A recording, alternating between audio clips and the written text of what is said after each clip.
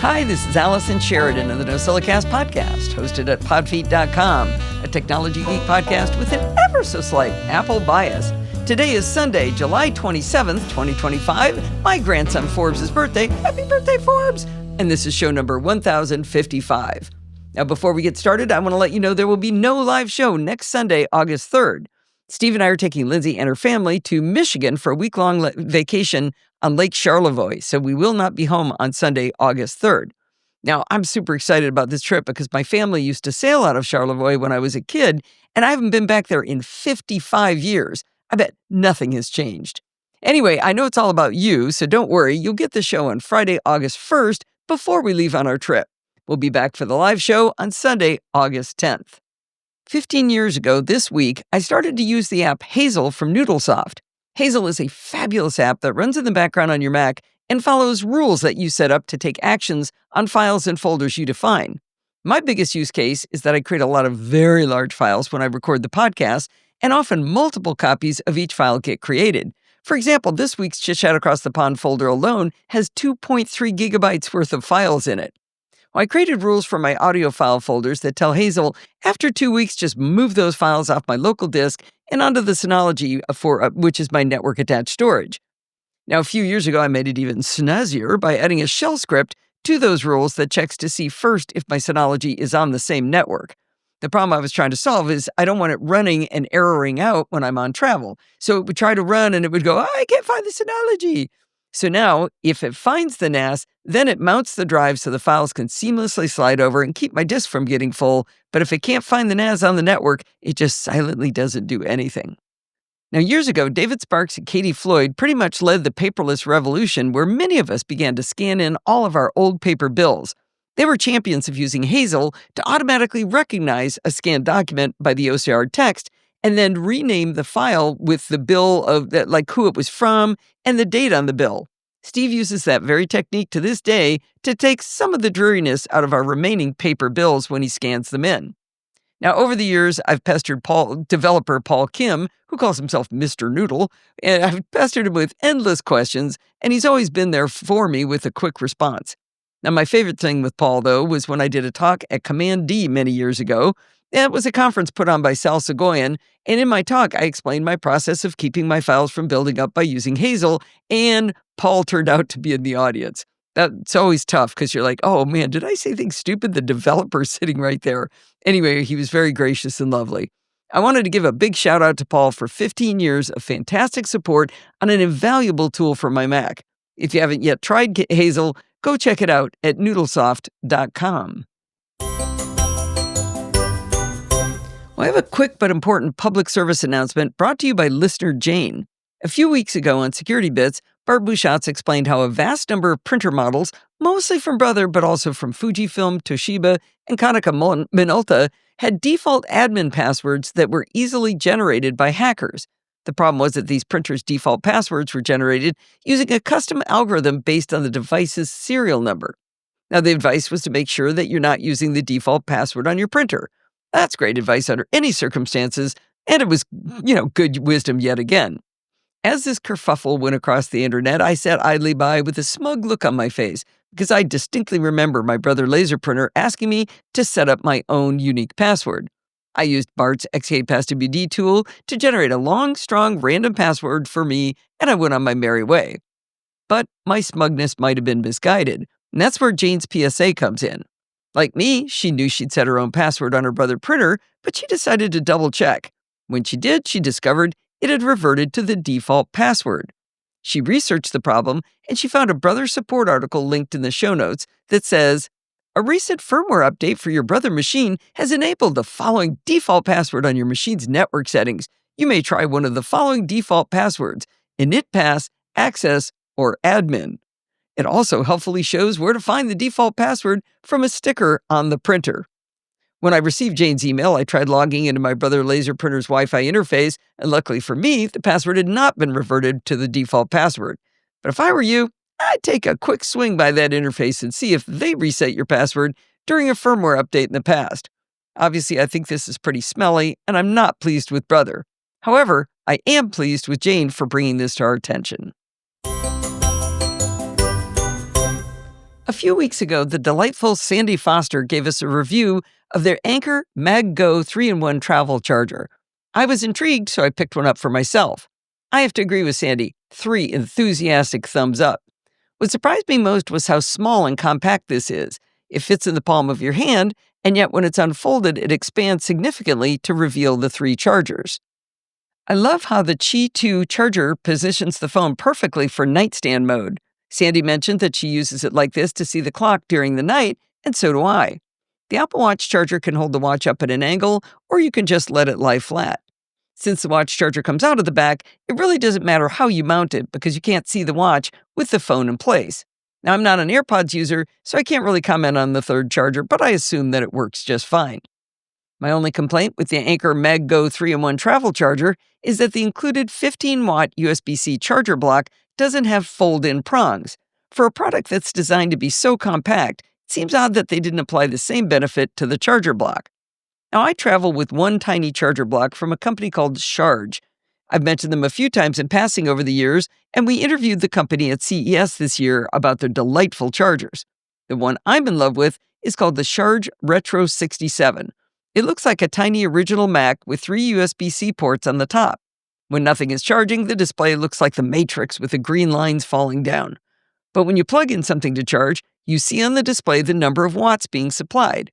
They call it the Retro 67 because it can supply up to 67 watts total across those 3 ports. Now, this tiny charger does have flip-out prongs to plug it in, which, along with its tiny size, makes it ideal as a travel charger.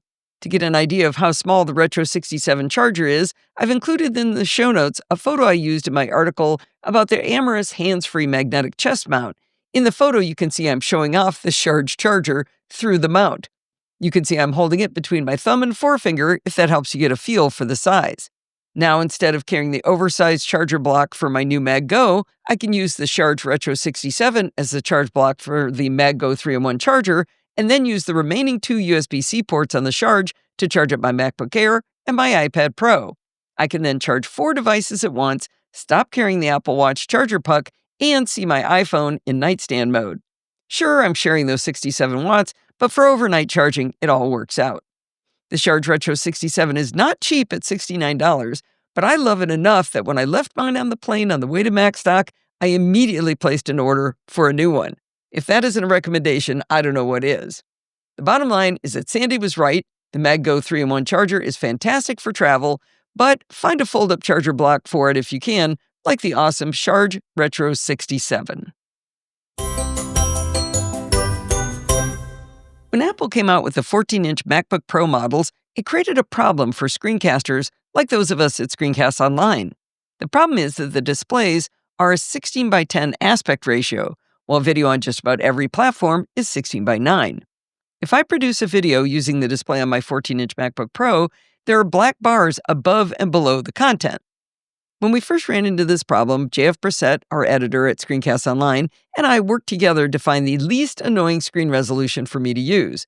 The native resolution of 1512 by 982 works okay, but because of the 16:10 aspect ratio, again, all videos I create have black bars on the top and bottom where there could be valuable content instead. JF recently found a great solution. He saw a video by Chadwick Schultz, a great DaVinci Resolve educator on YouTube, according to JF, in which Chadwick explained that you can use a tiny, inexpensive piece of hardware called a Virtual Monitor EDID emulator. EDID stands for Extended Display Identification Data, or, as these are more colloquially known, a dummy HDMI dongle. I'll mix the 2 names and refer to it as a virtual monitor dongle. The device resembles a tiny thumb drive, but instead of a USB connector, it's got HDMI. This palm-of-your-hand-sized dongle plugs into the HDMI port on your computer and fools the operating system into thinking that an HDMI display has been attached. This virtual monitor can be of a very high resolution and aspect ratio that your internal MacBook Pro display doesn't natively expose. As soon as I learned from JF about these HDMI dummy dongles, I tootled off to Amazon to look for one. Turns out there are zillions of them out there. I bought a pack of 3 4K UHD dongles for the grand total of $7 from a company I'd never heard of. By zillions of them out there, I mean 6 pages of them on Amazon. I'm sure the dongles I bought are the best because they get a blue light on them when they're plugged into your Mac. Now, the steps are very simple to make this work. Plug the HDMI dongle into your HDMI port. Open System Settings to Displays, and now, instead of just your built-in display, you'll also see another, much larger display. The display created by the dongle I bought calls itself by the very catchy name AOC28E850.HDR. When selected, it shows an impressive list of resolutions, defaulting to 1920 by 1080, which is exactly what we need for screencasting.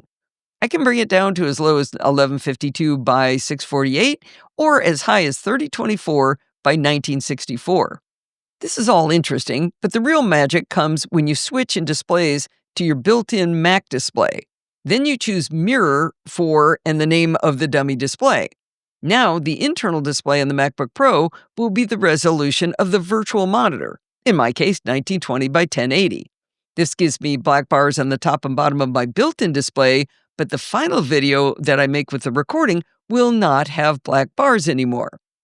When I'm done recording, I can just pop the virtual monitor out of the HDMI port, and my MacBook Pro goes back to its normal resolution.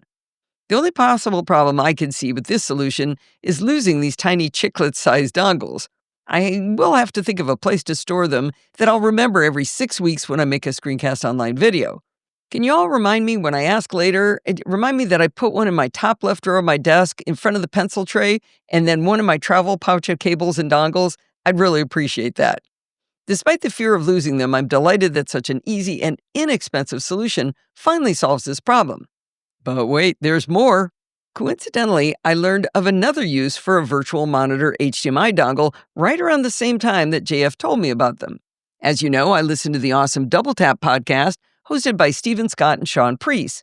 On a recent episode, one of their listeners, Jeff Armstrong, sent in a really cool solution to a problem he had. Jeff likes the Apple TV for its content, especially the Apple Podcasts app, and also likes to play Netflix movies with audio descriptions.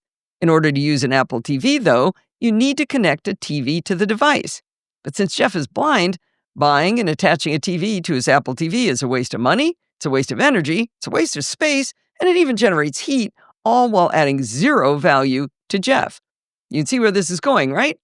Jeff simply plugged a virtual monitor HDMI dongle into his Apple TV, and voila, he's in business. But he went further in his solution. He connected an Amazon Echo speaker via Bluetooth to his Apple TV. When he wants to use the Apple TV, he says, "Hey lady, connect." From there, he uses the microphone button on the Siri remote to search the Apple TV interface for the content he wants. That's pretty much how Steve and I navigate the Apple TV too. Life is too short to try to remember what service has the show we want, so search is our constant companion.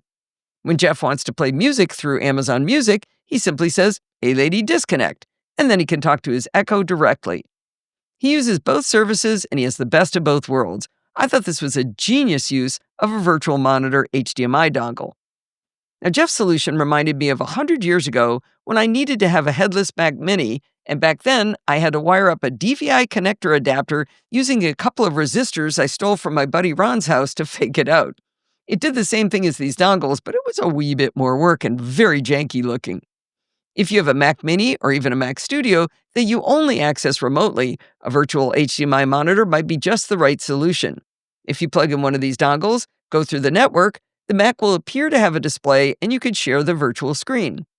I tested using one of the HDMI dongles on our Mac Mini and it worked very well with no display attached. But after a reboot, I was unable to screen share directly into the Mac. A bit of research showed that I could enable automatic login, but I didn't really want to do that.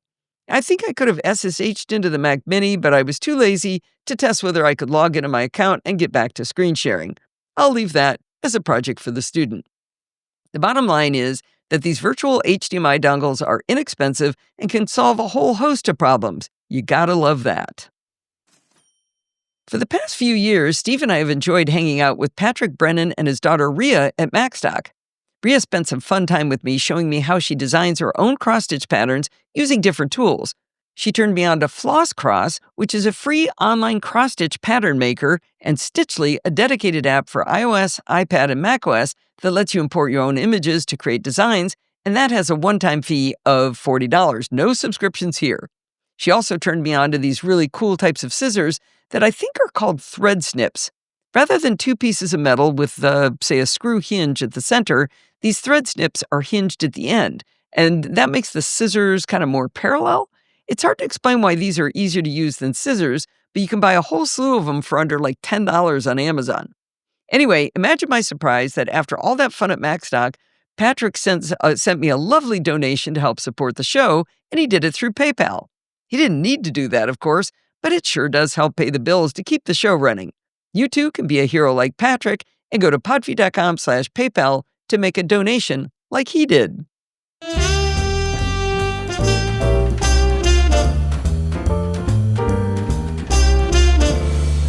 Well, it's that time of the week again. It's time for Chit Chat Across the Pond. This is episode number 818 for July 25th, 2025, and I'm your host, Allison Sheridan. This week, our guest is Adam Engst of Tidbits, here to bring us more of his sage wisdom. How are you today, Adam? Parsley, sage, rosemary, and thyme wisdom? I don't know. We doing herbs today? There you go. There you go. Well, my favorite article that you've written in Tidbits recently, because it's a subject so near and dear to my heart, was the process that you went through to switch from a 27-inch iMac to a 14-inch MacBook Pro, and the approach that you took to a lot of it. And there's a lot of different parts to this, but we're going to start with, why did you feel like you needed a new computer? That 27-inch iMac was a beaut. Oh, it was. And man, I had a 2014 27-inch iMac before that. So I've been working on the 27-inch iMac for over a decade. Wow. Great machine. Love those machines. But the simple fact of the matter is it was Intel, and stuff was starting to not work. Like you can't get the ChatGPT app for Intel, for instance. Oh, okay. Apple Intelligence doesn't work. That's no great loss. But it will be. Well, either it will be, or just actually where it was a loss was I couldn't test certain things. Right. So like I was using my M1 MacBook Air so that I could, I did know what Apple Intelligence did. I could try this other stuff. So I wasn't dead in the water. But it was pretty clear that the writing was on the wall for this Mac to be being phased out. And honestly, it was getting slower. I was getting the spinning pizza more often than I wanted to. And just in general, things were feeling a little iffy. There's also, we'll talk more about this, but there was some weight. There was weight of having used the same machine for, I don't know how many, years of upgrades and moving data over and whatnot. And, I think I wrote an article about this. Like, I think I had 49 gigabytes of Backblaze backups, because it has to store some data locally to know about the backups. And that's not the backup. That's the data about the backup. That's the metadata. That's the data about the backup, right? And the drive was a terabyte drive. It was too full, or almost too full. But when I actually went and looked at a lot of stuff, I wasn't really using it. But it can be very hard when you do the kind of work we do, where you're testing a ton of apps. Believe me, I sort of need to look at Outlook for something. And I was asking Tanya if I could use her. She uses Outlook for work, so I can look at her copy of it. Mm-hmm. Because if I install Outlook and let it download my email, there's a gigabyte. It's like, right. I don't want to wait. It's like every time I touch an email client, it's a couple of gigabytes of data that gets stored forever until I try to hunt it down and root it out. And so there was just a little bit of time of like, okay, this is a good chance to get a new machine, and I put all the effort into the disk space thing because I was like, do I need a 2 terabyte drive? Right. And the decision was no, that I was actually just wasting a ton of space on cruft. I liken it a lot to being like, every time you move, just boxing everything up and never throwing anything away and just taking it to the next place. And maybe lots of it just stays in boxes. And you think that you need it, but you realize you've moved 4 times and you still haven't opened that box. Well, and a lot of this stuff really is, like, how many copies of my local caches of my email do I need in different apps? Oh, wow. That I don't use. Right. It's just like, or I have apps that I literally don't know what they do. Because I've done that. I go, hey, what's that? I haven't even written, I never even wrote it up. I installed it. I apparently didn't like it, and it's still there. Yeah. Yeah. So like I mean, obviously, I could just like reinstall Mac OS, and like if I was on an extreme budget, yes, I could have just cleaned stuff up a huge amount. Probably would have made the Mac a little faster. But the fact is that it was time. That a 5-year-old Mac that's an entire chip architecture behind. It's time to move on. And macOS That particularly 27 again. isn't going to support it at all.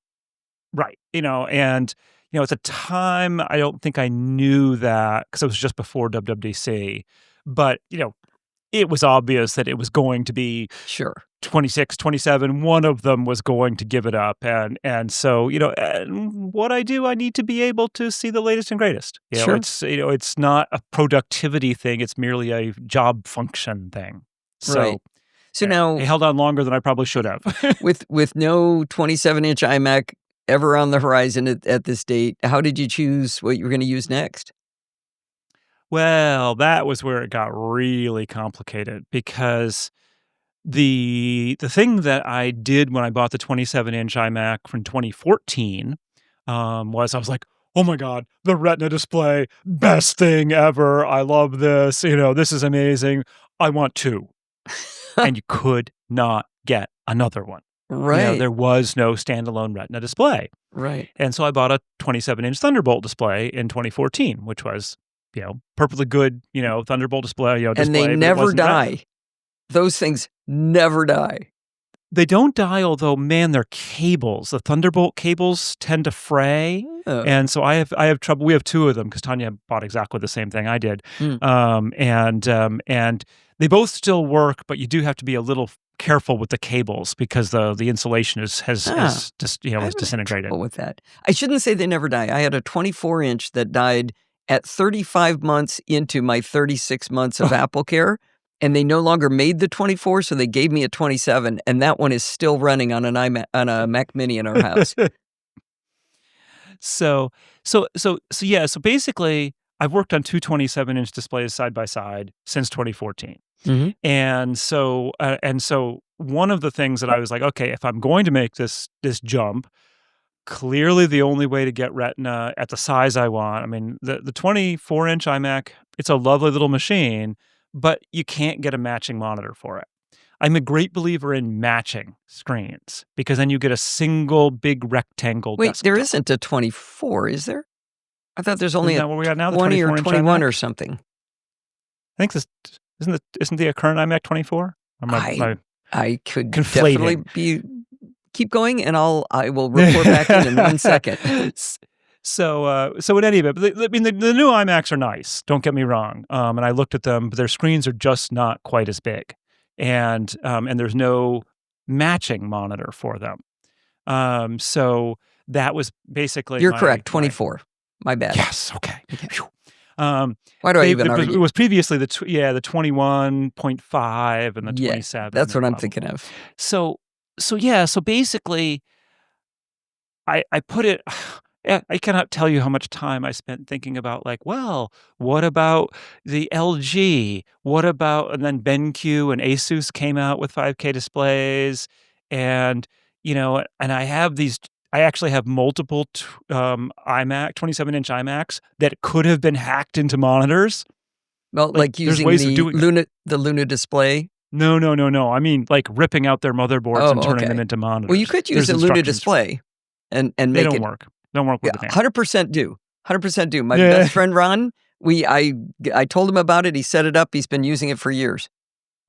It does makes the Apple Watch not work, for instance, for unlocking the Mac. Seriously, I wrote a big article about this. Used it. Okay, but there are people using it, and it works very well for them. I don't think it's fair to say they don't work.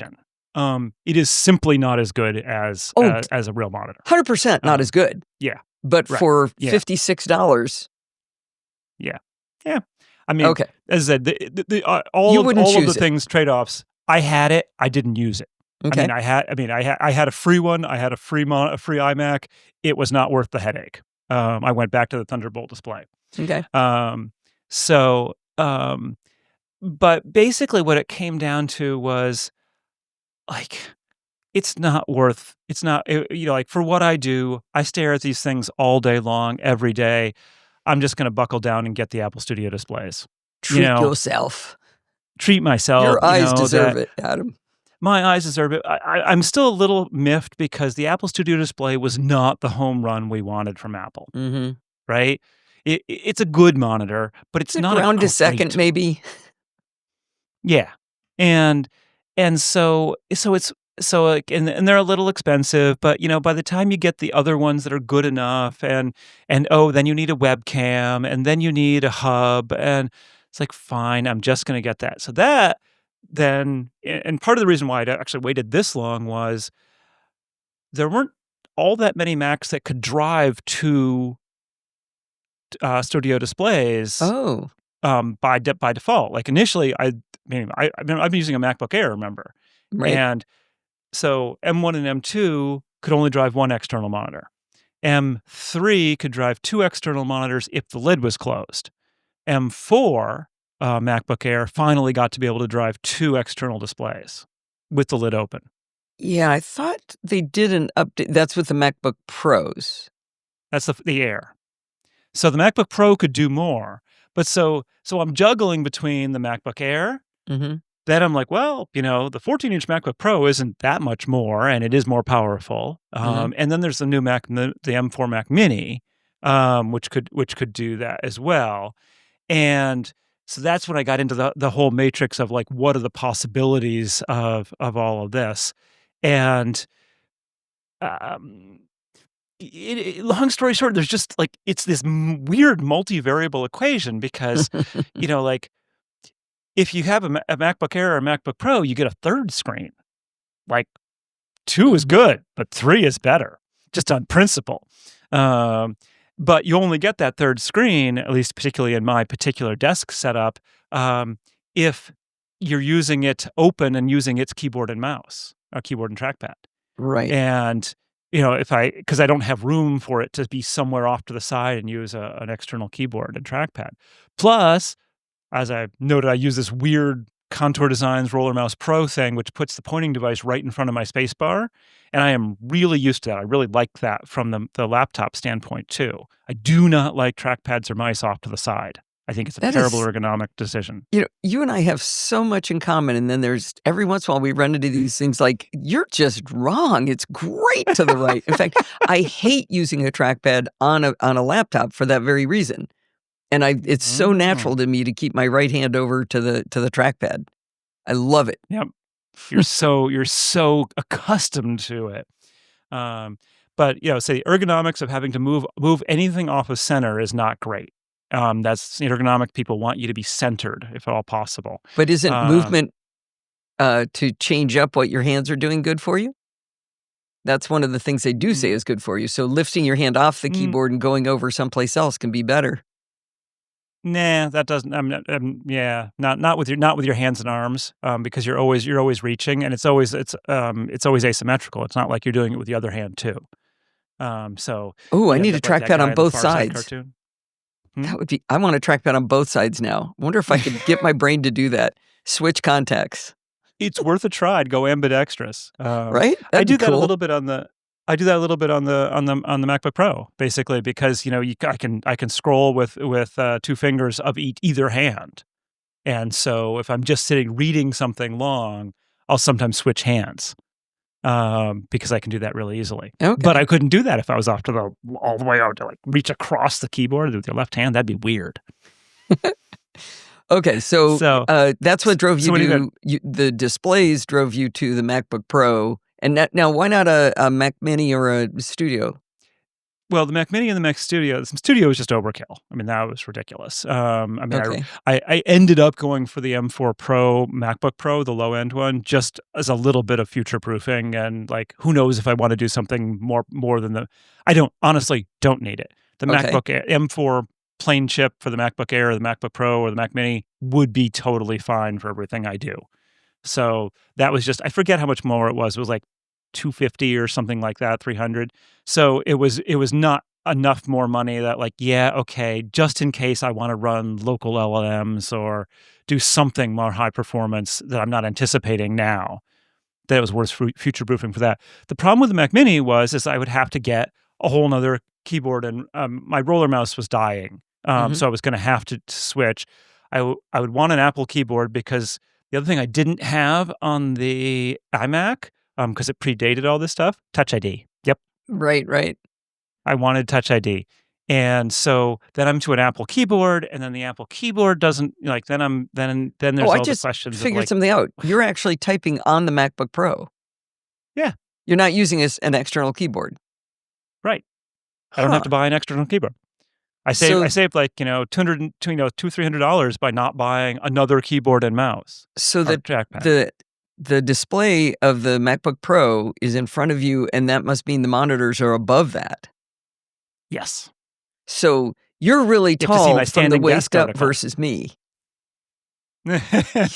So I'm looking down at the MacBook Pro's screen, and that holds what I call ambient apps. Okay. Like music and BusyCal, stuff that you look at and then you're not staring at it for any length of time.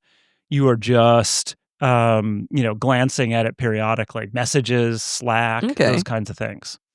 And that keeps them off of my two big screens, where I can keep kind of primary stuff that I'm actually working on. I'm doing that, but I do it off to the side because I have the XDR. But I have to the side, and right now, messages and Telegram and stuff are over on the right. It's sitting on the MacBook Pro when I need it. The other reason that I've lost my train of thought. The other thing with the keyboard and mouse was that you get into just so many more decisions in terms of like, well, if you want Touch ID, you have to get an Apple keyboard. But oh man, if you don't want Touch ID, there's so many other possible keyboards. And then there's the trackpad, and then there's the mouse. I actually don't like mice at all. Not a big fan of the whole ergonomics of a mouse. I'm glad we're in sync on that one, Adam. I'd have to stop being friends. Before the Roller Mouse Pro, I used a trackball, and a long time ago, I actually had a trackball with a foot switch. So I could click with my foot. Wow. That was the best. Wouldn't work with standing desk, but any event. So basically by having it be, we're typing on the MacBook Pro, it's also very similar to when I use the MacBook Air. So I'm not switching back and forth. That's where I was going with this. So I'm switching back and forth between two very different keyboard and pointing device systems. Right. So, because I did actually discover because I had a big clicky DOS keyboard and the Roller Mouse Pro, I did discover that switching back and forth between my iMac and the MacBook Air, it was actually a little difficult sometimes to like get my fingers reaccustomed to the spacing of the keys and everything. Okay, the context switching, so different. You noticed it. Yeah, and so this eliminates that switching. Now I will say that there is. I am having a little bit more trouble becoming accustomed to typing on the MacBook Pro keyboard than I anticipated, and I think that's because I'm standing. I'm at more random distances from the keyboard.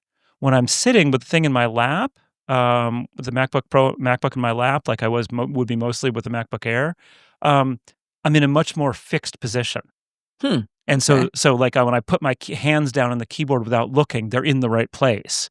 Whereas when I'm standing, I can be half an inch further back and suddenly I'm in the wrong place on the keyboard. Nobody knows this, but before we get started, we often have a talk about how far away Adam should be from the mic because he wanders. I do. I move. That's the point of the desk. That's right. I am a high energy person. I need to fidget. So, I'm doing really well at staying this close to the mic and not in the camera and everything like that. You should see me normally. Poor Adam, I constrain him. So any events, so what it came right down to it was 14-inch MacBook Pro with an M4 Pro, 2 Apple Studio displays. I got 24 gig of RAM memory just to again future-proof a little bit. And oh boy, is it a nice setup. It's a really, really nice setup. I wanted to circle back to one thing you said because I was double checking when we were talking about lid closed versus open with 2 displays. Were you saying it was the M4 Air that had to be the M4 in order to get 2 displays with the lid open? Yeah, because the M1 MacBook Pro 14-inch could do 2 external displays with the lid open. Yes, the Okay. pros could. And for a Gotcha. long time, I was just like, well, I don't need anything more than an Air because I really don't. I mean, Oh, from a basic processing standpoint. And so that's why I was always just focusing on the MacBook Air for over the gotcha. years. But Gotcha. like, oh, if it doesn't do 2 displays, I can't use it. And I think it is the M1 MacBook Pro, right? Mhm. Not the baseline Yes. Yeah, M1 MacBook Pro. because it really was the M4 chip that allowed this. Like if you were just the the I'm sorry, M2 or the I'm on M the MacBook Pro. I'm saying the right. M1 MacBook Yes. Pro had to be the Pro version of the M1 MacBook Pro. Yes. It Yeah, didn't have to be precisely, an right. M4. Right. No, Yeah. no, no, but I'm saying that in those at the base level, the chip was never enough. Yeah. I thought there was some If point you were where doing the base level chip. the MacBook Air could do something the MacBook Pro couldn't, and it had to do with this lid close thing. But anyway, we're past all Yeah. that. Nowadays, we're good. Okay, I told Adam not to spend so much time on the displays in the Mac and the computer. So impossible not to. Displays are the best.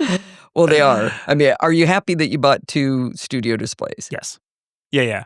I mean, one thing that people don't think about, but again, hits me all the time, is when you take a screenshot, your screenshot reflects the resolution of your display. Mm, And so I was constantly having to think about whether I wanted the like a window to be on my on my iMac or on the Thunderbolt display because I would get a different screenshot depending on where it was. I'm really surprised your brain could deal with Retina and non-Retina right next to each other and not just hate every minute of it. I mean, the size of the windows would change when you moved them over there, right? Oh, no, they were running at the same resolution. They It was just were. fuzzier. Oh, Yeah, because okay. the Retina, right. The Retina's twice as good. Sure. It's 5120 versus 2560, but you pixel double it, so you shrink it. Okay. So yeah, no, it was a single rectangular desktop of all the same size. I just looked to the left, and it would be fuzzier. So you put your glasses on to look to the left. That would drive me nuts. I got used to it. Believe me, I was did it for 11 years, but it was not. It was always annoying. You would always notice. Yeah. I have seen people who do both, and that would drive me crazy. Okay, so we've talked about why the MacBook Pro. You got the displays, yay! Better webcam. Yeah. So before I'd given, I mean, the 2020 iMac's webcam was not very good, and I had actually moved to using the iPhone with continuity camera. I thought you had a which worked. 2017 iMac. I had a 2020 iMac. 2020, sorry. The Okay. the last model of the iMac. Okay. So it wasn't that Yeah. old. No, I mean, it's 5 years old. But Yeah. so it came with a slightly better, it was like a 1080p camera rather than the 720 one. I mean, that was back, remember that was the early days of the pandemic when we were just starting to get into video conferencing and everyone suddenly realizes that Apple's webcams suck. Yeah. And so, but yeah, so, the iPhone and continuity camera works very well as a webcam, Right. but it's a little annoying. You got to put your iPhone, you got to grab it and you kind of put it up there, and then you can't use it while you're, if you need to look something up or whatever. Right. And so, and it also does not charge while you're doing that, as I discovered. So you can run basically if you have to do like a 2-hour Zoom or whatever, and then you grab your phone and leave, you can be pretty low on power. Even plugged in, it doesn't. I was using it in a Just wireless? MagSafe. I'd have to revisit the article I wrote about that. MagSafe will not charge during. Because I was using a MagSafe. MagSafe or just charger to magnetic? hold it. It was MagSafe. Oh, okay. So the MagSafe connector was plugged into power, but it wasn't charging this. Yes. Oh, that's It would weird. not charge the phone during. And so if I was just home, it wasn't a problem because I would usually forget to take it off after the Zoom ended, and Then it would charge. and then it would charge Got while you. it was sitting up there. Okay. All right. But now yeah, you so had to all modify. sorts of new hardware. You had to modify your desk. I did. So, I mean, you can see the picture in my article, and I actually just did another big article about standing desks, as someone asked. And this apparently is a very funny desk. It is an IKEA Yerker desk, and spelled Jerker. And basically, it's these two kind of upside down T's, so you got supports on the floor, and then these two uprights, and then you can put shelves between them. And Tanya and I got a couple of these in, I don't know, 1996 or something like that, and have used them ever since. And they're great because you can move your shelves anywhere up and down those two uprights. You have to take screws, not easy to change it, but once you decide where you want it, it's very, very adjustable. And Tanya's on the shorter side, so she, like a lot of standard desks, never worked for her. Like she could not get them at the right height. And so that was really a big win for her. And simultaneously, I was a little tall, so a standard desk often didn't work for me on the other side of it. So we were very happy about these desks. And I had cannibalized all of the various parts that we had. She's switched to a different desk by now.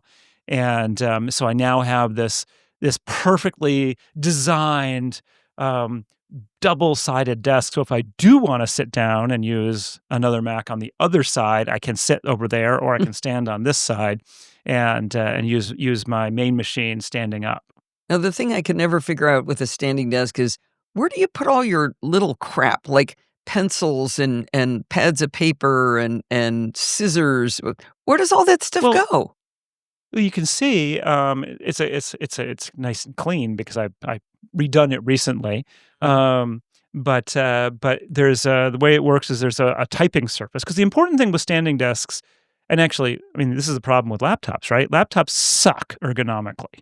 They are terrible because they do not separate the display and the keyboard, and you cannot get good ergonomics with the keyboard and the display connected, because you should be looking straight ahead, and your arms are going to be, I don't know, 18 inches below that.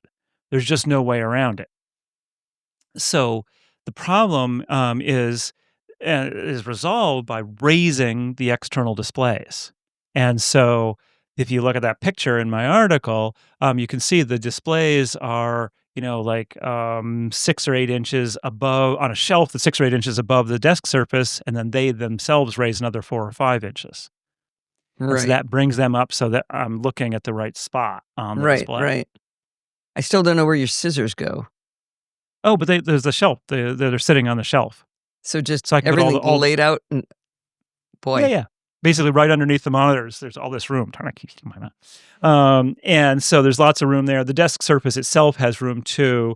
The most important thing, of course, in the desk surface is the wicker inbox. It holds important papers for the cat to sleep on. Exactly. Okay, so we've covered why to get a new computer, why you chose a MacBook Pro, why you got the awesomest displays you could. Even maybe 2 ground doubles is as good as a home run in this case. We got your human interface device covered up. Now we get to talk about migrating to the new machine. What did you do? There we go. I went completely from scratch. Completely.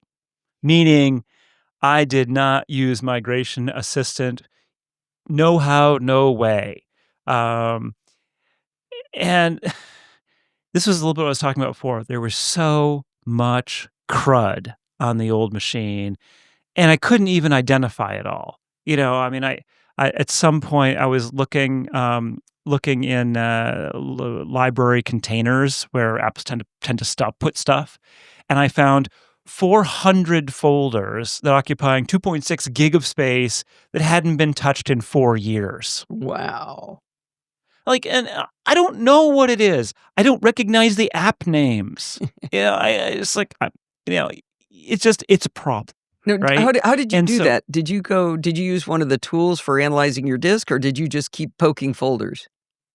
Little bit of both. Okay. I mean, I used Grand Perspective and OmniDisk Sweeper, and just sort of looked at things that held more data than I thought they should. Yeah. And that was when I hit library containers. I'm like, what's in here? Oh, this is big. And I sorted. I'm like, what are all these things? I wish I could remember some app recently. It was like it was storing the data there, not the data about the data. It was storing the actual data in there. And I was like, what are you doing? I mean, Apple Mail puts everything in your library folder, for instance. Sure. Which is annoying in its own way. But yeah, so just so much stuff there. And also, I hadn't been good about cleaning out my downloads folder. So I had 2,400 items in my downloads folder, Adam. 19 gigabytes. You might need it someday. Have you set up a new strategy for that? I have. I am now Okay, good. deleting. I'm deleting quickly. I now have in my downloads folder. I'm deleting everything as soon as I'm done with it. So I now have. Let me look here. I have 20 items, and those 2 can be deleted. So I have 18 items that are still sort of in play. And so in my downloads folder. But yeah, I started completely from scratch. I decided that I would install apps when I needed them, not because I might need them. You never know. And so if if you get into the like, well, I could use this someday, who knows how long it'll be before you need it. And so, there's it I won't say it wasn't easy, but it wasn't hard either. It was more like, oh, I need Keyboard Maestro. Oh, I need Raycast. Oh, I need, Affinity Publisher. And so I would every time I needed something, I'd go and download it and And install it download it and download it fresh. And I didn't bring over settings or anything else if I could possibly avoid it. Now, So one thing I don't have full understanding of this, so I'm hoping you have more information on it, but there are universal binaries that work for Intel and Apple Silicon. What you may have had on your old machine would be just a pure Intel version, so migrating would conceivably, force you into Rosetta where you shouldn't be in Rosetta. But I that think was there's also conceivable. binaries that are just Apple Silicon, so you Yes. might get a lighter version. So there's every reason Yes. when you go from Intel to Apple Silicon to Yep. do your apps from scratch. Absolutely. That was another aspect of the whole thing. And keep in mind, this is a machine that'd been around for a long time. I had stuff on there that wasn't 64-bit, that Oh, wouldn't run geez. on. Yeah, right. I mean, it wasn't anything big, it was stuff that was sort of archived off, but nonetheless, I was like, "Oh, look, that's not even gonna run." So, it was just a really, really good opportunity to start fresh and to see kind of how hard it would be. Like Mhm. we get into this feeling that we've got these carefully curated machines and things like that. Okay, so how true is that? And there is something to it, no question. I said I did have to figure out how to get Keyboard Maestro and BB Edit, which both of which they share files between machines via iCloud. iCloud or Dropbox or whatever. So I had to remember how I had those set up and sign into Dropbox and all that to be able to get everything syncing over. But once I did, it all worked fine. And so it was a really kind of fascinating exercise. Probably the most complicated one I actually ran into was there's a program called Simon from Dejal, and Simon's a website monitoring tool. So you can Oh. point it at any web page and say, "Tell me if it's up, tell me if it's down, tell me if it's changed," that kind Hmm. of thing.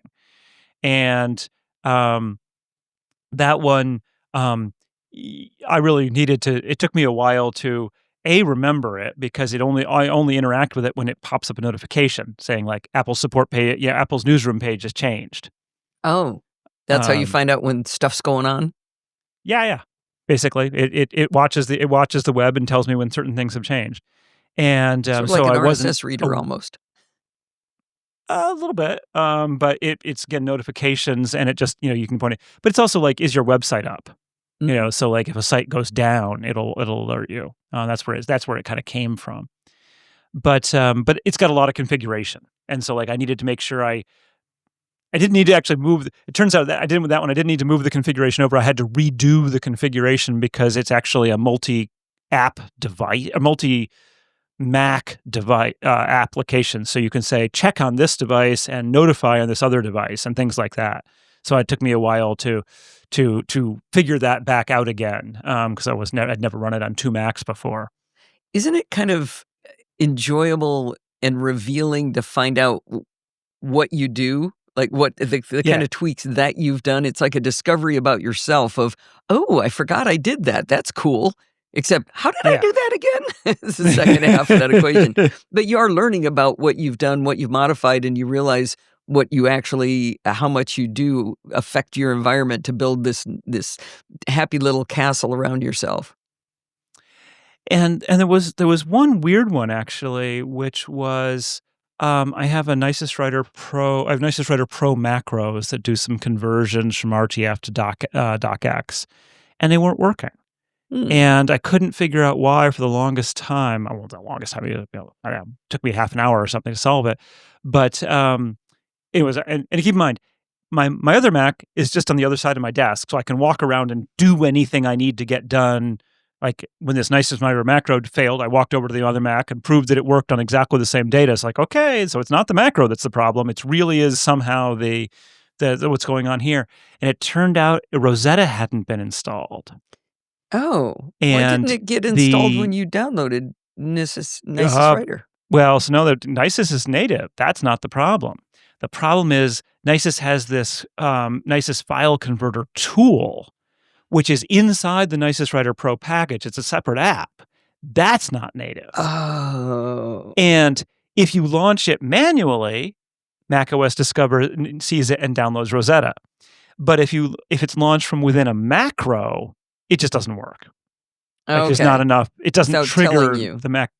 Right, it doesn't trigger macOS to say that it needs to. So that one threw me for a little while. But that would have been true no matter what, right? Even if I'd done Migration Assistant, because Migration Assistant isn't going to move Rosetta over. No. So it was really, really interesting. Now, the other thing is here, I didn't use Migration Assistant to move anything from my home folder over. So like really? all my actual data, I did not move using Migration Assistant. However, because I was trying to see, do I use it? No, but you use iCloud documents and desktop syncing. That's the thing. So basically I was like, okay, I do use iCloud desktop, I use iCloud Drive, desktop and documents syncing. I use Dropbox for certain things. I use Google Drive for certain things. And so once I configured those and had them do all their things, they brought everything over that I actually use. Now, wait a minute. How is that proof that you actually use those things? Couldn't you have gigabytes of disk space wasted in garbage you don't touch? Oh, it could. No, there's no question. But the point is that there's a lot of stuff in my home folder on my old iMac that I don't use. That didn't that's sync not over. in documents or desktop. Not in documents or desktop. Stuff that's in pictures, something. So my iCloud photos, well, that's synced, of course. So I got all my photos, but there's a bunch of other random graphics in that folder. There's stuff in movies. There's stuff in music. I mean, music, I use Apple Music now. And so, there's probably files in the music folder. I don't know. But apparently I'm not missing them because I'm using Apple Music for everything. Right. So it was, that's what I'm saying it's just like, if you just allow the cloud syncing stuff to work, and then look for things that are problems. So it turns out, for instance, what was it? There was some file, I can't remember offhand what it was, where I was like, oh, I need that file. And I had to go get it from, I think it was like a headshot. Like I have a standard headshot that I use when I upload a new account or something. And that was in my pictures folder. And I had to go get that from the iMac.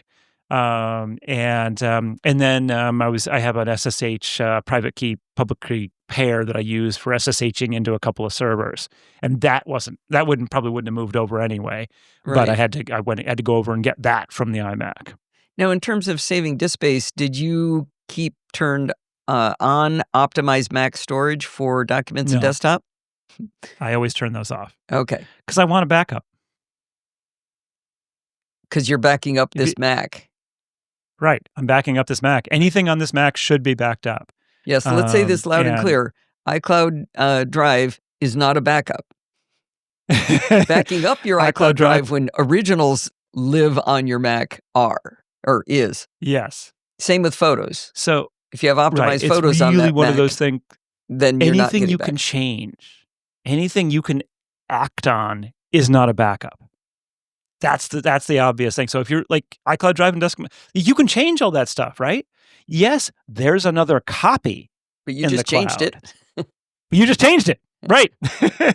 It's hosed. Yeah, it's better than it saves you from you lost your laptop, or you somehow dropped your laptop in a toilet. But that's it. But it does not save you from a bunch of other kinds of things. It doesn't save you from yourself. Yeah, right. The human error of like you overwrote it, you deleted it. Those are the, or it was corrupted. I mean, that could happen. Not unthinkable. And so to give you an idea, I was just looking here. Um, I am somewhere around on my previous drive. I was frankly butting up against like, I don't know, like 100 gig free, which is not very much on a On a 1 terabyte terabyte? drive. Yeah, that's Okay. too little on a 1 terabyte drive. Right. And so now I'm at basically 492 gig free on Wow. the new machine. Right. Wow. And so, yes, some of that is documents. I probably will move over my archival stuff at some point, although Mm. I may put it in a folder saying archival stuff. You didn't use this. Or you could put that in cold storage and on a NAS Yeah. or something like that where you could get to it if you ever I have a needed it. couple of drives that I use for archival storage. Yeah. Yeah. So, What about number of so yeah, apps? hundreds of gigabytes. Yeah. What about apps? How many apps did you have before and how many do you have now? Let's I think it was in your see. article, wasn't it? Yeah, I was trying to look at that. Yeah, I had 170 before, and I'm at 100 now. I think I'm actually probably gone up a little bit since then. 106 now.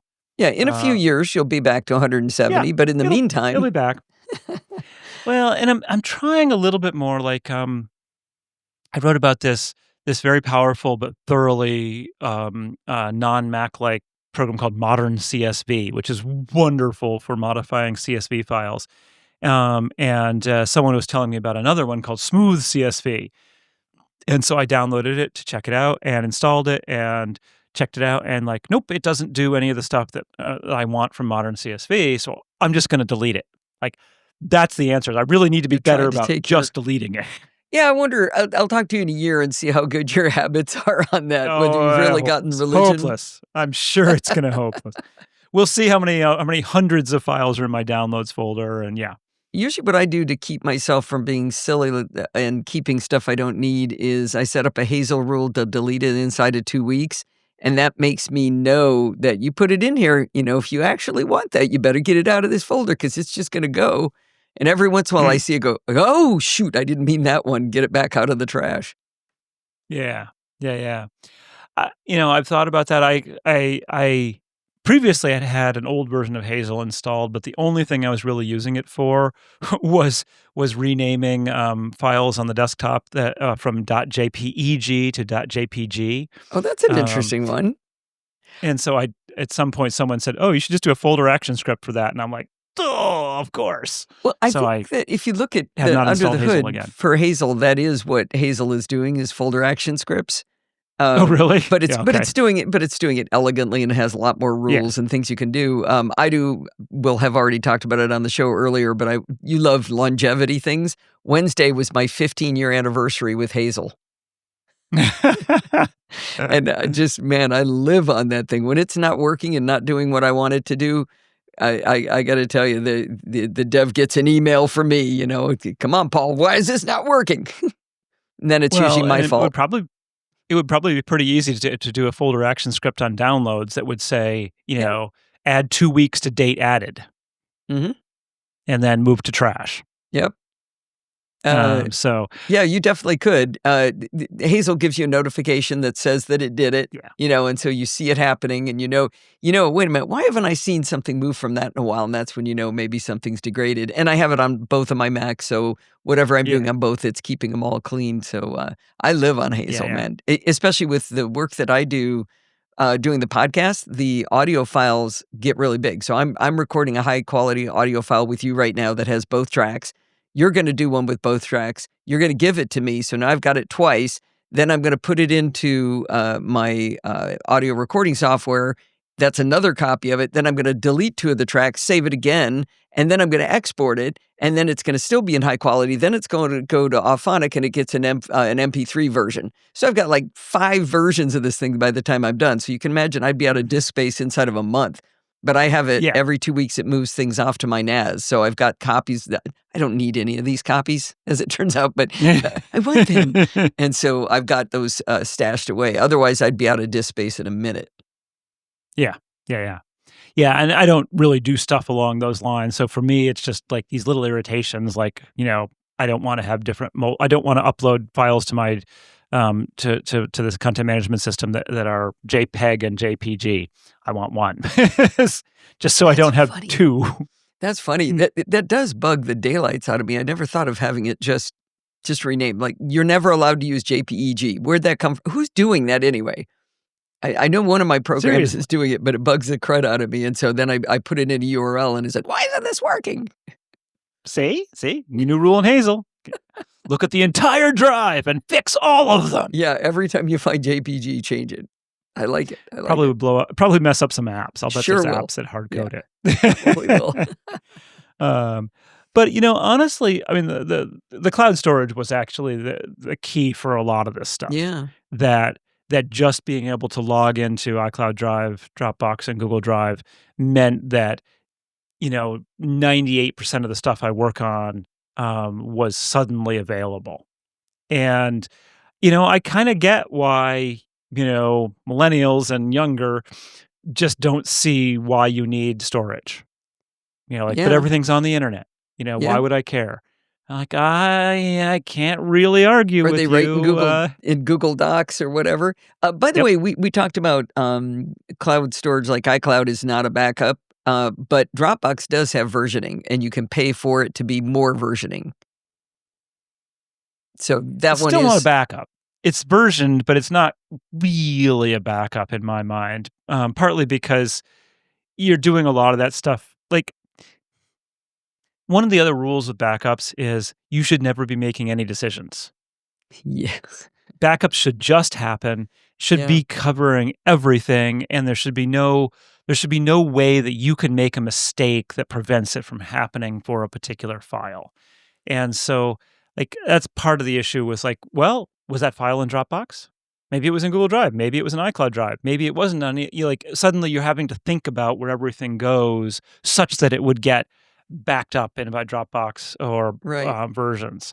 So that's my main criticism there. I mean, there's nothing wrong with it. I mean, obviously the versioning is good in every way. Sure, but it's maybe not going to be the sort of thing you're. Yeah, it's not. You shouldn't be depending on that kind of thing. Just this week, a friend of my son's he texted me a photo of his MacBook Pro screen, just all weird looking, pink with a black stripe down the middle and scratchy, crazy lines and everything. And he had it connected to an external display, and the whole display was gray, no menu bar, but you could see the cursor. And when he moved the cursor, it was moving. So it's alive, but you need a new Mac. It's going to be the answer to this question. This is not a software problem. And he says, so I haven't plugged my disk drive in since January. Do you think I can run a backup? And I said, were you using Time Machine? And he goes, what's the difference? Do you plug it in and it goes? He said, yeah. I said, okay, you're probably using Time Machine. So right now, plug it in, give it like a day, maybe 2 days, and maybe you'll have a backup. Good luck. Here's the new MacBook Air I want you to buy. Yeah. No, seriously, you got to do this stuff, and because he would have to make a decision, right? And that's the wrong kind of backup. Is the one where you have to decide to do it, as opposed to just like, okay, I'll go get my backup. So, so it's an interesting project to do all this stuff. I mean, the thing that I need to put back into place, actually, I have not yet done on the new Mac, is decide what I'm doing with Backblaze. Because with Backblaze, you can only have a single computer per account, right? And without paying more anyway. Mm-hmm. And obviously, I could just start back. You can take over a backup, right? So I could move everything over to the new machine, take over the backup, it would all just work. Yeah. But then I would have all that gigabytes and gigabytes and gigabytes of Backblaze stuff. But they don't charge you for it. No, but locally is the problem. I'd be wasting all that space locally on the metadata for years and years of Backblaze backups. Yeah, that's right. You said that. Where did you find that? That's somewhere in application support. Yeah, application support /Backblaze. There's a couple of folders in there, and one of them like you just can't mess with, because I mean basically one of the things I discovered in the process of this was Backblaze was actually doing excessive logging. And so when I started this, I was also blowing away 60 gigabytes of storage space on Backblaze logs So because it was creating a 2 gigabyte log every day. in library application support, Backblaze restore logs, I have 0 items. So I Not wonder Backblaze if, restore. yeah, I'm just wondering whether something Application had gone wrong. support. Backblaze restore? Oh, I can't look on this machine because No, it's it's the wrong not running on machine. there. I'd have to, let me see if I can do it from I can see if I get over the network. You could also just let me know later, and then nobody in the audience but me gets to know the answer. One or the other, but it's application support. But basically, yeah. So I mean, Backblaze had to actually fix the. They came out with a new version that fixed the excessive logging problem. The excessive logging problem. So yeah, I went from like 2 gigabytes of log a day to 8 megabytes or something. Okay, so maybe it isn't a problem now. It was spitting up all over. It was spitting up all over the cloud files. Spitting up like a baby. Well, it would see a cloud file stub, and it would say, "I can't back that up." Oh, and put that 3 in the log log lines. Oh, geez. Over and over again. So, so in any event, yeah. So it's but so that was 60 gigabytes on top of the 40 gigabytes or 49 gigabytes, whatever it was, of metadata. Yeah, so I wonder where that that's what metadata Grand Perspective is. showed. I'm curious where that metadata is, because that would be fun to know. We can see this article. If you search in tidbits, there's another article about Backblaze. This is one of those great things about having a blog where you write everything you think down. This is called Inside. You think I remember this stuff? I don't remember this stuff. Not possible. But yeah, you can go look. Okay. But they were really clear about, when I talked to the support folks, they were really probably going, no, don't delete that stuff. Because that's how it knows what it has uploaded. Backblaze update shrinks bloated logs. That's the one. All right. So I do need to sort of get the offsite backup working better again from this machine. I was considering trying CrashPlan because they claim that they've got a home version, or home, like a low cost version again, so it's no longer just enterprise. My experience with, I was kind of glad that they abandoned the home market, and probably the main reason that I was glad that they abandoned us and forced me to go to Backblaze was how freaking slow it was. I upload I've got, well, now I'm over 2 terabytes of data, but I had, like 1.5 terabytes, and it was up in 16 hours. I mean, it was insane how fast it was, and it would take. They had to give you a 30-day trial of the other one you just mentioned that I all of a sudden gone from my brain. Sorry, CrashPlan. They had to give you a 4-week trial because it took 3 weeks for my data to get up there. So unless they've done something much different. So your screenshot is showing that in your library folder, you've got something called backblaze.bzp, and that does not exist for me in that first screenshot. So looking at where you, unless that's a hidden file in library, maybe it's a different library, or you're using some other tool to look at it, not the Finder, and that's showing files I don't see. Yeah, that, you know what, this might be. Looks like OmniDisk Sweeper. That might be. Yeah, that's OmniDisk Sweeper. So it must be looking at something hidden. Okay. Because this is not something they want you messing with. Yeah. Yeah. Okay. Oh, I see what you're saying. So that's exactly why it wouldn't be available. Okay. Yeah, it is not, because this is data that you should never be touching at all. So yeah, I must admit I'm not seeing it when I connect to that machine over the network either. But that's, again, I'm not quite sure what it can show over the network over file sharing. Yeah, there is a way that you can show those files remotely, but it's not natively able to do that. So, okay, well, this is probably now excessively boring for the student. If I discover something interesting, I will say it after the end of this conversation. Yeah, so I mean, I think that the practical upshot of it is that I think so people should not be scared to try a clean start. Now, all that said, I still have the 2020 iMac. It still works fine. I have its bootable, or it's not bootable duplicate. I have a duplicate of it as well. So like I am not in any way at risk of losing anything, because I'm not like getting rid of the old machine and having to make sure I've got everything stored. Like it's just Yeah. it's just a matter of connecting over the network to a machine that's sitting on the other side of the desk. And so, but it is a fascinating exercise to see how much of this stuff that you keep around is just there because you never got around to deleting it, or you just want to keep it forever, but you're never going to look at it again. There I've is that. always been a big proponent of this, and I love to find even though you're wrong about the trackpad location thing, I'm really glad to know I have a kindred spirit in the belief in doing this. I'd be curious to see whether in, just a few years, 5 years, whether you'll do the same thing or whether you would say, it's been pretty soon. I'm not going to go through all that again. Because it's doing it the second time that's really hard to do.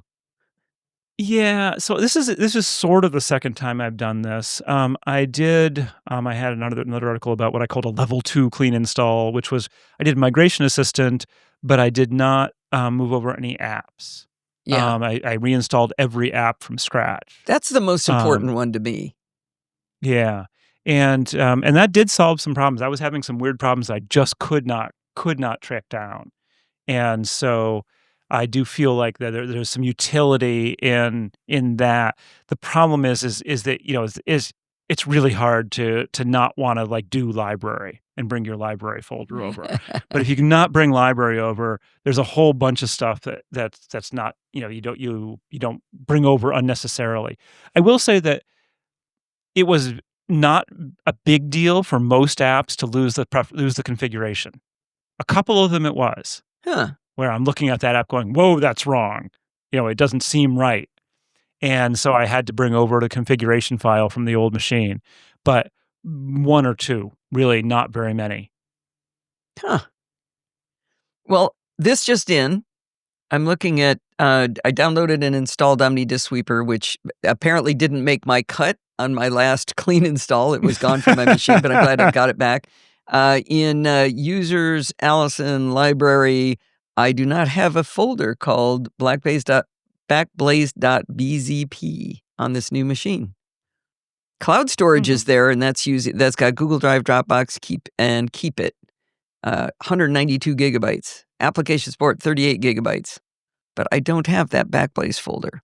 So I'll be curious what's the story with that? Well, you'll have to when we run OmniDisk Sweeper for good, you'll have to see because something must be taking up that space. You mean in the library? It's got to be tracking that stuff somewhere. Yeah. No, I am running. Are you looking in the right library folder? Are you looking at the top level library folder? I was looking in the users, not the top level. No. There it is. Okay, 12 gigabytes. And yours was 102. Interesting. Yes, but you saw like the 60 of that was, or 59 of that was the logs. Oh, right. Okay, that was 41 was the BZ backup. So that was before they shrink the bloated logs. Yes. Okay, right. so I've got under a gigabyte in logs now. Right, and that should be. I mean, I forget what mine was afterwards, but it was really. I mean, it shrunk it, exponentially. Okay, it really did go, to like 8 megabytes or kilobytes even. So with them fixing the bloated log things, though, does that change your decision to whether to adopt the old backup? No. I mean, it's still 41 gigabytes of data that's just keeping track of what I backed up over the years. True. What I need to look into is if you can just start a new backup without destroying the other one? Without taking over. You can. Well, sure you can, but they might erase the other one. They will in a year. Oh, so you could do it and see how big it is. As long as you sign up for, you click a button, you get a year of extended version history. Right. And so basically the idea would be is I would do it, and then within a year I would have to make sure I had all that data moved over. Oh, right. Well, you could do it at the beginning and see if it's almost as big. If this Backblaze directory in the top level library is almost as big as the other one, then screw it, just take over the other one and kill the new one. Right. That's true too. Yeah. My suspicion is it won't be though. I mean, look at yours. Yours is only 12 meg or 12 gig, whereas mine was 41. Yeah. Which says to me that I've been using it for a lot longer. Well, I've been using it it's the for versioning. at least a decade. Not Really? Okay. not forever, but Yeah. whenever Mine's CrashPlan abandoned us, that's how long it's been. I've used it since 2018, I see in the article. Okay. So, yeah. But on the other hand, it's also possible that I may change files more. You may like create and delete more, and that changes what it records. February 9th, 2017 is when I switched. Oh, so that's interesting. So you've got much less. I mean, like 12 gig, I would probably say, yeah, whatever. Yeah. 41 gig seems like a lot more. It does. You've been using it longer than me. Yeah. And I mean, I mess around a lot. You and I could compete on how much we mess around in our house. Who's modifying more files today? Because my understanding is it's like every time it has to track that a file has been modified. Oh, okay. That stuff adds up. It's Yeah. tracking, because it's tracking the over time, all the versioning. Right. I've got a lot of stuff in Git also, which is another way of tracking stuff with versioning. I've got a lot of data in there. Basically, a lot of text files go that way. So those would be getting churned all the time. Every time I do a push and a pull. But text files are so small. Yeah. That's part of it. But if it's metadata, they might be big. Right. It might not be the same. It would be the same. Yeah. Yeah. Yeah. So in any event, it's all interesting stuff. And you're right. I mean, 40 gigabytes is not the end of the world. But it is enough where maybe I'll try something different for a change. That's like saying that extra 2 pounds. See if I can work around it. That extra 2 pounds I gained over the weekend isn't that much, but it turns out they add up. Well, if you enjoy having revealed to yourself what you do to your Mac and what's important to you, I think it's a fascinating thing to do a clean install like what Adam did here. And I love that you wrote it up, and it tickled me hearing you walk through the same thing that I've done so many times, but you did it differently and added new information as always. Well, and I have to say, your approach of recording absolutely everything you do in the mind map of doom, like, I'm impressed, but I'm not sure I want to do this again soon enough that it would be less work to record everything for the next 5 years than to just start over again in 5 years. Yeah. Yeah. I don't know whether there's value or not, but I just enjoy the heck out of the process. It does help me when there's those things like I can't remember, how do I get that from here to here? And often the answer is, there isn't a migration path. You have to export it there and import it here. For example, Audio Hijack. Those sessions, you have to export them and import them back in. They don't come over naturally. And once I write that down, then I stop looking. I don't waste time trying to figure out where's that export button? I wonder if and again, we're talking 5 years, right? But this might happen again. I wonder if we will be at a point where the AI assistants will be sufficiently good that you just ask them that question. That's how I got the SSH stuff moved over. We aren't going to be in front of the microphones. They are. Well, that's for sure. But no, I'm serious. I was like, the SSH fingerprint's failing. There's some kind of private key thing. Let me ask ChatGPT. Yeah. And it gave me the exact answer. Okay. I know, and I know how to do it once I'd been reminded, pinged. Right, the right thing. I was like, oh, right, it's a hidden .ssh folder at the home folder, and there's files in there, and but often that's all I need is that trigger, and so I'm never quite sure how much it's important to record all that ahead of time rather than just ask again in the future. You aren't making fun of my mind maps. All right, on that note of contention, you should feed your mind map to your chatbot. Ooh, that would be fun. I have yet to make my own chatbot, but we got to stop starting new conversations, Adam. I am not good at staying on topic. Maybe we could do that. Maybe we could do that next time. All right, Adam. It was great having you on the show as always. People should go to tidbits.com to read all of the wonderful things that Adam and other lovely folks there at Tidbits write to keep us informed and give us more knowledge. It's great. More knowledge. Thank you for having me. Well, that's going to wind us up for this week. Did you know you can email me at allison@podfeet.com anytime you like? Hey, we haven't had a dumb question corner in a long time. Please send me those questions that you think are too dumb to ask because you think everybody else knows, and maybe I can find the answer, especially if it takes a little thread pulling to find the answer. That would be great. If you have a question like that or a suggestion, just send it on over. Remember, everything good starts with podfeet.com. You can follow me on Mastodon at podfeet.com/Mastodon. If you want to listen to the podcast on YouTube, where do you go? podfeet.com/YouTube. If you want to join the conversation, you can join our Slack community at podfeet.com/Slack. You can talk to me and all the other lovely No Silicastaways there.